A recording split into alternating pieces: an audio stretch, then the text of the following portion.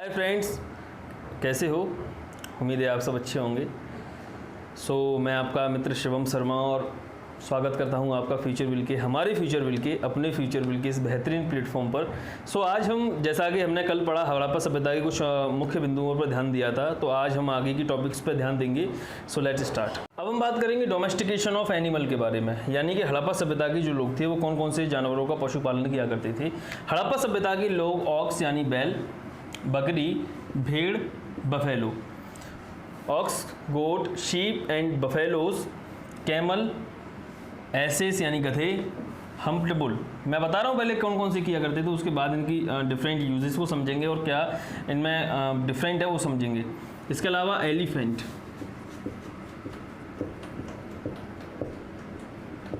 तो ये कुछ मुख्य जानवर थे जिनका वो डोमेस्टिकेशन किया करते थे। आप समझते हैं डेली यूज लाइफ में डिफरेंट पर्पसेस के लिए वो ox, goat, sheep and buffalo का यूज़ किया करते थे।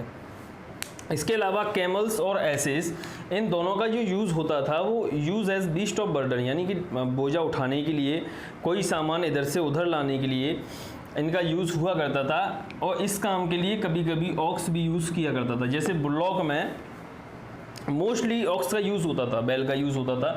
आप एसेस का भी कर लो, गधे का भी कर लो, लेकिन मोस्टली ऑक्स का यूज़ होता था। लेकिन हड़प्पन्स का सबसे मोस्ट फेवर्ड जो जानवर था या सबसे जो ख्याति प्राप्त जानवर हम जिसे कह सकते हैं वो था हम्प्ड बुल, यानी कि एक जो कोबड़ वाला बैल होता है, सांड बोलते हैं इसको हम, वो था सबसे फेवर्ड जानवर। इसके अलावा हमने यहाँ पर एलिफेंट का भी मेंशन किया है। अगर हम इसकी कंपेयर करते हैं मेसोपोटामिया सभ्यता से, मेसोपोटामिया सिविलाइजेशन से, तो मेसोपोटामियन सिविलाइजेशन में मोस्टली इन्हीं जानवरों का डोमेस्टिकेशन किया गया है, लेकिन उसमें एलिफेंट्स का कोई जिक्र नहीं है। यानी कि एलिफेंट्स का डोमेस्टिकेशन केवल हड़प्पा में किया जाता था, मेसोपोटामिया इसमें इसका कोई मेंशन नहीं है। इसके अलावा हम दूसरा पॉइंट देखते हैं, हम बात करेंगे टेक्नोलॉजी एंड क्राफ्ट के बारे में। इसमें देखेंगे कि किसी भी शहर की, किसी भी देश की अगर अर्थव्यवस्था बढ़ानी है या फिर उसको सुसंपन्न शहर बनाना है या देश बनाना है, तो उसमें 4 से 5 चीज़ें मुख्य होती हैं। इसी तरीके से अगर हम हड़प्पा सभ्यता की बात करें तो इसमें जो मुख्य चीज़ें थीं जो कि उसके फ्लरिशमेंट का कारण था वो था डेवलपमेंट। हड़प्पा सभ्यता का डेवलपमेंट बेस था एग्रीकल्चरल सरप्लस, यानी कि कृषि में बहुत ज़्यादा ग्रो होना, एग्रीकल्चरल सरप्लस पर, ट्रेड एंड कॉमर्स में, यानी कि 2 देशों के बीच में, या फिर हड़प्पन कल्चरल जोन के अंतर्गत जो व्यापार होता था उसमें, क्राफ्ट्स में, यानी कि डिफरेंट टाइप ऑफ क्राफ्ट्स जो कि हड़प्पा सभ्यता में किए जाते थे उनमें, ब्रॉन्ज टूल्स मेकिंग, यानी कि जो हथियार बनाते थे, जो बर्तन बनाते थे और जो उपकरण बनते थे ब्रॉन्ज के, जो बाद में उनको मार्केट में बेचा जाता था जिससे कि पैसा आता था और अर्थव्यवस्था ग्रो करती थी, तो ये ब्रॉन्ज टूल्स मेकिंग। तो कुछ मुख्य ये रीजन्स हैं for development of Harappan civilisation. अब जो मुख्य चीज़ें थीं कुछ हड़प्पा सभ्यता की, उन पर भी ध्यान देंगे। तो टेक्नोलॉजी एंड क्राफ्ट की सबसे पहले हम देखेंगे ब्रॉन्ज टूल्स मेकिंग। तो हमें यहाँ पर दिख रहा है ब्रॉन्ज। ब्रॉन्ज जो है वो 2 धातुओं से मिलकर बना हुआ एक अलॉय होता है। सबसे पहले है कॉपर, दूसरा है टीन। हड़प्पा सभ्यता में कॉपर जो धातु है वो खेतरी माइंस राजस्थान में कॉपर जो आता था वो राजस्थान में खेतरी माइंस से आता था। जब इसकी एग्जीक्यूशन हुआ था हड़प्पा सभ्यता का, जब हमें इसके साक्ष्य मिले, तो इसमें जो पाई गई इम्प्योरिटीज़ थी कॉपर में वो हमें बताती हैं कि जो कॉपर लाया गया वो खेतरी माइंस राजस्थान से लाया गया। वहीं अगर हम टिन की बात करते हैं, जो टिन लाया गया वो अफगानिस्तान क्षेत्र से लाया गया। इन दोनों अलायों को मिला के काफ़ी सारे ब्रॉन्ज के काफ़ी सारे यूटेंसिल्स बनाए, यानी कि बर्तन बनाए, टॉयज़ भी बनाए, आर्म्स भी बनाए और different type of object bronze के बनाते थे। कौन? ब्रॉन्ज स्मिथ, यानी कि जो ब्रॉन्ज के कारीगर होते थे वो in different type of elements को बनाते थे। इसके बाद में जो हड़प्पा सभ्यता के जो लोग थे वो व्यापार करते थे। 2 देशों के बीच में व्यापार होता था, जैसे कि मैंने बताया कि मेसोपोटामिया है, इजिप्ट है, इधर आपका यूफ्रेटिस है, टिग्रिस है, सेंट्रल एशिया में मेसोपोटामिया और इजिप्ट हो गई आपकी, इधर गल्फ टाइप में, गल्फ साइड में इजिप्ट हो गया आपका, ग्रीक हो गया। तो इस तरीके से ये दो देशों के बीच में और ओवरसी ट्रेड करके या फिर आपका लैंड रूट ट्रेड करके व्यापार किया करते थे। क्राफ्ट के अगर हम कुछ एग्जांपल की बात करते हैं तो क्राफ्ट का है सबसे पहले ज्वेलरी हो गया। ज्वेलरी गोल्ड स्मिथ बनाते थे। ज्वेलरी में अगर गोल्ड और सिल्वर की बात करें, ये दोनों जो मेटल हैं वो अफगानिस्तान से लाए जाते थे। और हड़प्पा सभ्यता में प्रीसियस स्टोन पर भी काफ़ी काम होता था, जो कि हमारा साउथ इंडिया से लाया जाता था। इनको लाने के लिए कहीं ना कहीं एक मोड ऑफ ट्रांसपोर्टेशन चाहिए। मोड ऑफ ट्रांसपोर्टेशन क्या था, जैसे कि मैंने बताया पिछली वीडियो में जब डोमेस्टिकेशन ऑफ एनिमल की बात की गई, उसमें बताया कि कैमल है, एसिस हैं, ऑक्स हैं, ये मोड ऑफ ट्रांसपोर्टेशन के लिए यूज़ किए जाते थे इन सारी चीज़ों को लाने के लिए। ठीक है, सो हमने ज्वेलरी देखा। फाइन ब्रिक वर्क, यानी कि ये हमने पहले ही मेंशन किया कि हड़प्पा सभ्यता सबसे ज़्यादा फेमस थी अपने ड्रेनेज सिस्टम के लिए, फाइन ब्रिक वर्क के लिए और टाउन प्लानिंग एंड स्ट्रक्चर के लिए। तो हमें डिफरेंट घरों में मान लीजिए आप, या फिर जो मैंने टैंक बताया उसमें मान लीजिए ग्रेनरीज है, यानी हर एक बिल्डिंग कहीं ना कहीं एक ब्रिक वर्क का एक अच्छा उदाहरण माना गया है। तो ये हो गया। इसके बाद एविडेंस ऑफ स्पेंडल बोर्ड, यानी सबसे पहले देखेंगे हम woven cloth found from Mohenjodaro. हमें मोहनजोदाड़ो से, क्योंकि 1820 से आसपास लोथल से साक्ष्य मिले, तो हो सकता है कि इससे पहले से भी हमें कॉटन ग्रो हो रहा हो, या फिर हमारे यहाँ नहीं तो आपका बलूचिस्तान क्षेत्र में या अफगानिस्तान क्षेत्र में पहले कॉटन ग्रो होता था। तो वहाँ से कॉटन लाके हमें वोवन क्लोथ के इसीलिए एग्जांपल हमें मोहनजोदाड़ो से देखने के लिए मिलता है, सिला हुआ कपड़ा। अब जब यहाँ से सिला हुआ कपड़े का एग्जांपल मिलता है तो हमें वहीं एविडेंस मिलते हैं स्पिंडल बोर्ड के, यानी चकली के, यानी जिसमें धागा भरा जाता है, पिरोया जाता है, उस स्पिंडल बोर्ड के हमें एग्जांपल मिलते हैं। कहाँ से? हड़प्पा सभ्यता से।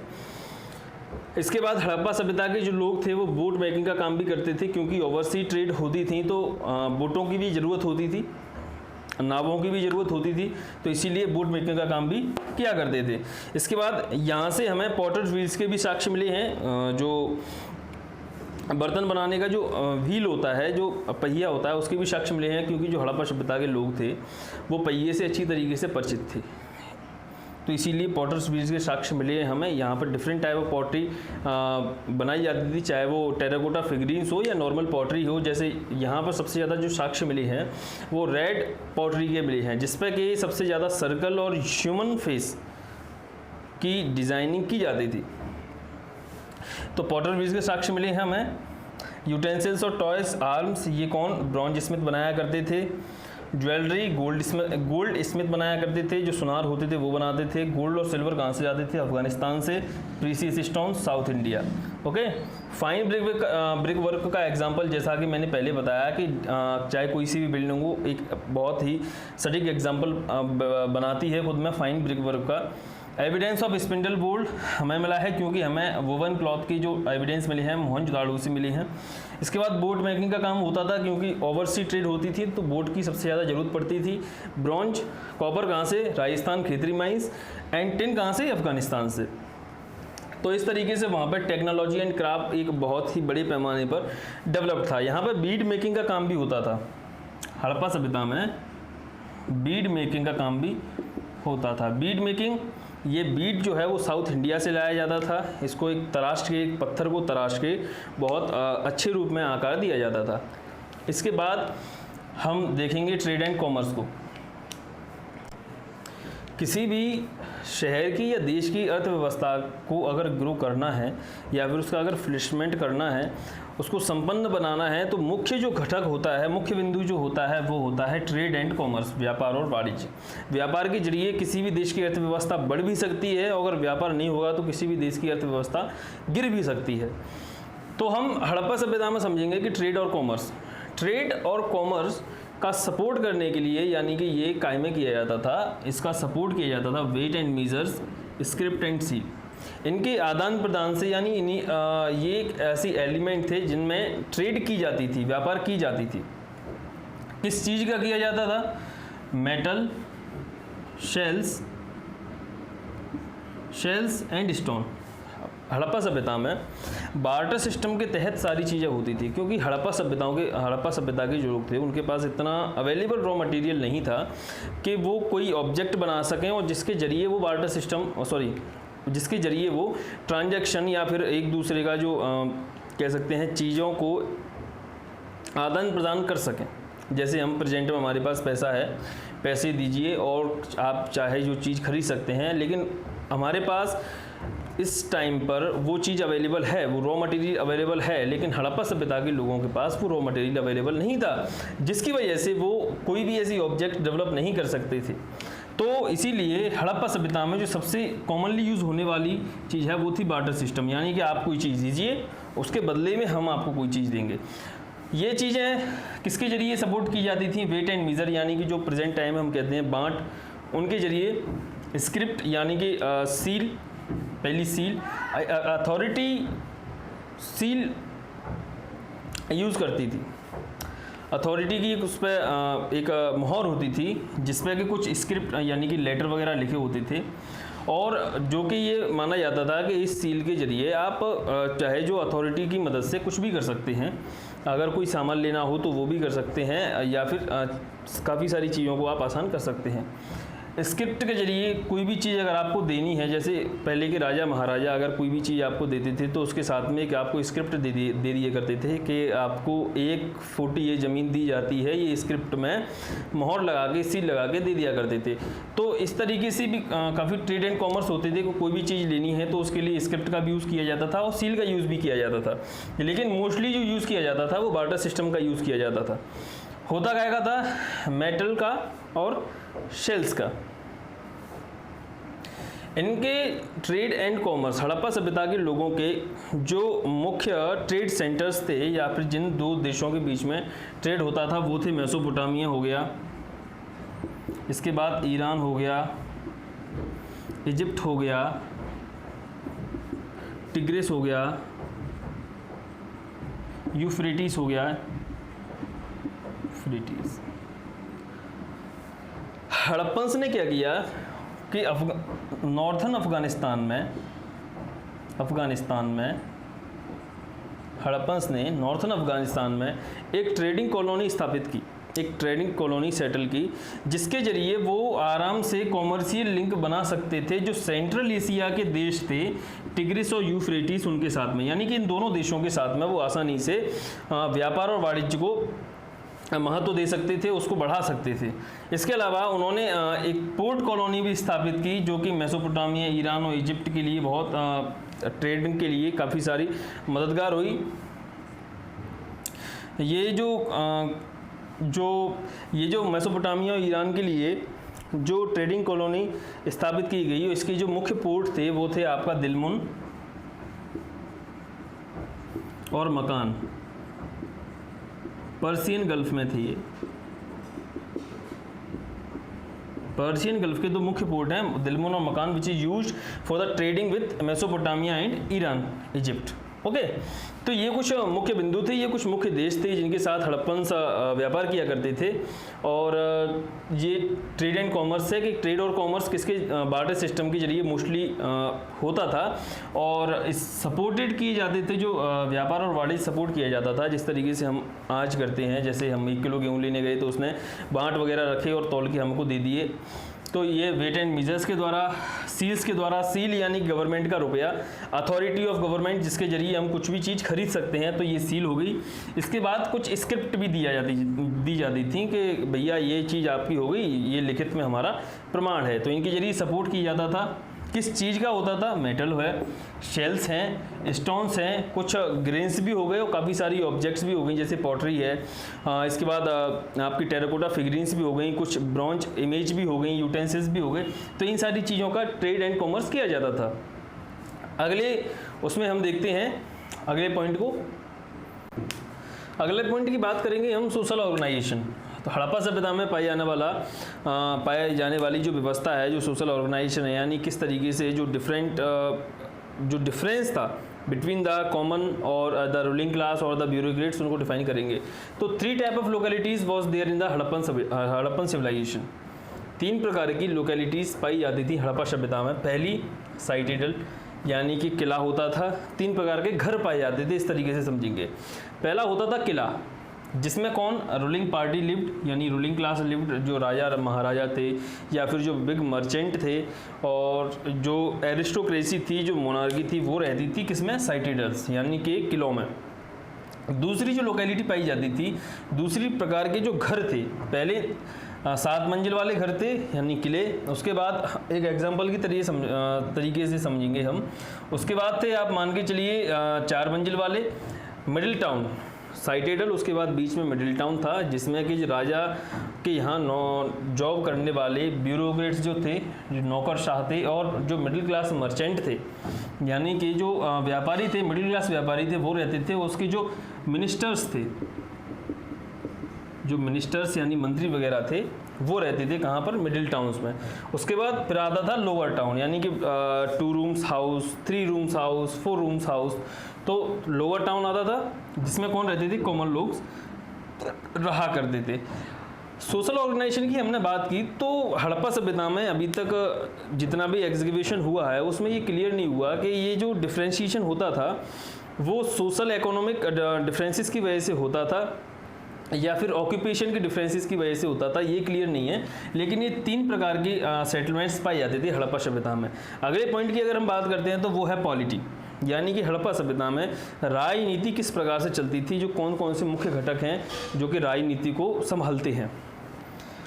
अगर हम कौटिल्य के अर्थशास्त्र की बात करें, कौटिल्य के अर्थशास्त्र के अनुसार किसी भी देश की, अगर किसी भी देश में राजनीति के लिए जो मुख्य घटक होते हैं वो होते हैं सॉवरेनिटी, सबसे पहला है साइटेडल यानी कि वहाँ का किला, राज सत्ता, दूसरा है उसमें रहने वाले जो राजा महाराजा, जो प्रभु सत्ता होती थी वो,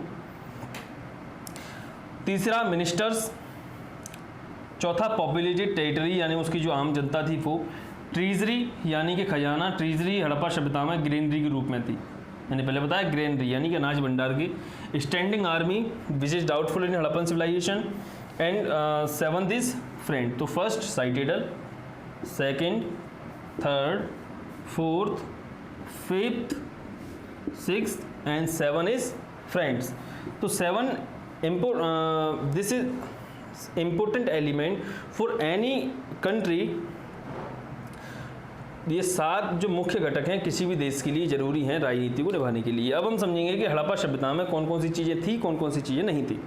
पहला देखेंगे सॉवरेनिटी, साइटेडल बिल्कुल पाया गया, हड़प्पा में पाया गया, मोहनजोदाड़ो में जो मुख्य शहर थे उनमें पाया गया, धोलावीराम पाया गया साइटेडल। दूसरा है सॉवरेनिटी यानी कि उसमें रहने वाले जो प्रभु सत्ता यानी कि राजा थे या जो बिग मर्चेंट थे वो, उनके मिनिस्टर्स, मैंने कहा जो ब्यूरोक्रेट्स वगैरह थे वो, पॉपुलेटेड टेरिटरी यानी कि आम जनता बिल्कुल थी।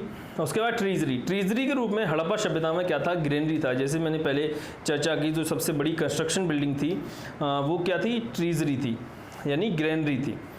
छठवा है स्टैंडिंग आर्मी। हड़प्पा सभ्यता में स्टैंडिंग आर्मी एक डाउटफुल थिंग है, क्योंकि यहाँ से हमें स्टैंडिंग आर्मी के कोई भी साक्ष्य नहीं मिले। हालांकि हमें टेराकोटा फिगरीन्स की काफ़ी ऐसी मूर्तियाँ मिली हैं जो ये सिद्ध करती हैं कि शायद तक यहाँ पर स्टैंडिंग आर्मी हुई, लेकिन अभी तक ये डाउट है कि थी या नहीं थी।